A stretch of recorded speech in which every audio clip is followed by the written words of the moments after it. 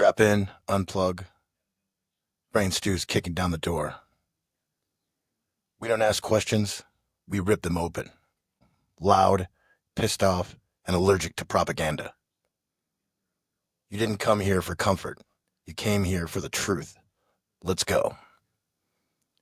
Broadcasting straight through the noise and into your skull. The system's rigged. The truth's buried. We've got the shovel. Where censorship cries itself to sleep. This isn't news. It's a Molotov cocktail of facts. No ads, no lies. Just raw, uncut reality. Brain Stew starts now. Here's what they didn't want you to know. Today, Blackwell Industries, a corporate hydra that already owns massive agricultural water rights across 3 continents, officially closed the acquisition of Rivertech Desalination. You might think, so what? Some company's buying another company. Here's the bloodier truth. Rivertech controls 31% of the desalinated water production in the coastal zones worldwide. Blackwell's own reports, leaked 2 years ago, show plans to triple residential water pricing over the next 5 years. Emergency freshwater reserves like the ones earmarked for disaster relief, privatized, effective immediately. They're selling your survival to the highest fucking bidder. You thought wars were fought over oil? Welcome to the next era, sweetheart.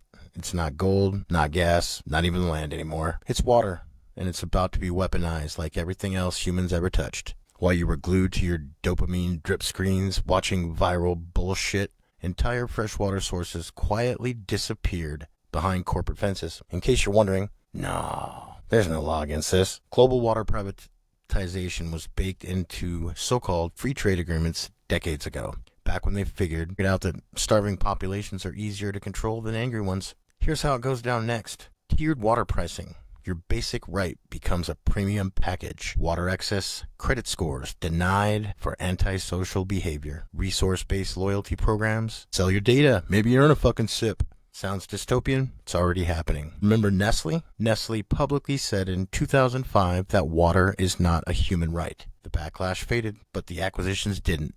Blackwell just stepped in to finish the job. And the real kicker? They're doing it with government subsidies, your taxes, paying them to cut you off. Water scarcity isn't a natural disaster anymore. It's an engineered collapse. And you're not on the list. Keep a low profile, cash what you can. Water is life, and they're about ready to start charging rent on life itself. Here's your fucking wake-up call. Your bank isn't broke by accident. They're letting it die, gut shot on purpose, bleeding out slow, while the suits on top play poker with what's left of your money. Over 200 small and mid-sized banks have already gone tits up this year, and it's not market forces. It's a fucking execution squad. Regulatory chokeholds, interest rate whiplash, liquidity rules so tight you'd swear they were designed by a fucking strangler. Usual suspects, J.P. Morgan, Bank of America, Citibank, Wells Fargo. The same walking corporate grave robbers who helped torch the goddamn economy 15 years ago and didn't lose a single fucking yacht in the fire. By this time next year, 85% of consumer banks will be controlled by 4 megabanks. Four rotting fucking limbs of the same parasite wrapped around your paycheck. Your mortgage, your fucking breath. You so much as sneeze wrong online, they'll flip a switch and your account gets dark. You'll watch your digital lease snap tied around your neck and good luck buying a coffee when your new risk profile says you're a problem. This isn't a recession. This isn't a market cycle. It's a controlled demolition of financial independence, and you weren't invited to the after party. No bankers going to jail. No regulators are getting fired. You're getting fucking erased from the economy and sold back to yourself at 23% interest. Save your goddamn receipts. Because when they lock it down, you'll need proof you ever even existed. Burn the banks, burn the lies, stay dangerous, motherfuckers. Cyber attack simulations, the dress rehearsal for collapse, aka how they're going to fuck you next. Here's the part they don't say on TV. Global economic leaders have been running non-stop cyber attack simulations. Full dress rehearsals for taking down the power grid, the banking systems, the supply chains, the fucking internet itself. They call it resilience testing. What it really is, it's target practice for turning off civilization and seeing how fast you eat your neighbor.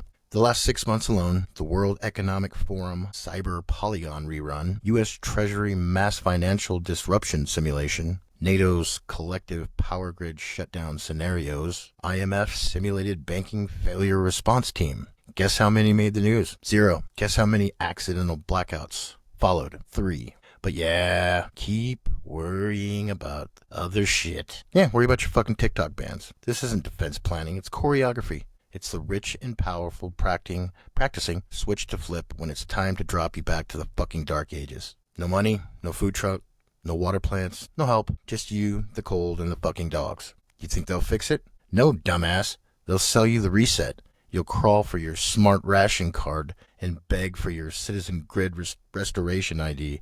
And when you realize it's all a fucking trap, you'll be too goddamn hungry to fight. Lights out. Coming soon, motherfuckers. Here's your headline. The housing crisis isn't an accident. It's the most successful wealth heist in modern history. And you're the dumb mark they stuck with the bill. Today, internal documents from the Department of Urban Development leaked out confirming that government relief programs were never designed to stop mass evictions. They're a fucking stall tactic. Between 2020 and 2025, corporate landlord ownership of single-family homes increased by 42%.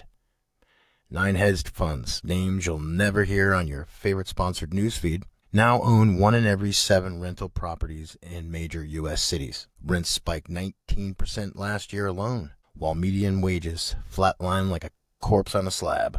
You're not falling behind. You are being systematically priced out of basic fucking existence. And while you're drowning, they're sitting on lifeboats made of your mortgage defaults. Here's the brutal playbook.